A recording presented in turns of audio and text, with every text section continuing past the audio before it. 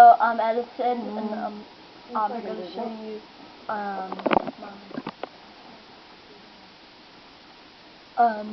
my wind advisory for that. This is the video version. If you don't want to waste your time reading this song so long text.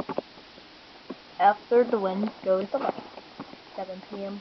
Central Daylight Time. During 7 p.m. Central Daylight Time, the wind advisory will go away. Location, except every part of Arkansas, except the left half of Arkansas. Wind speed, normal speed. It's going to be 50 to 25 miles per hour.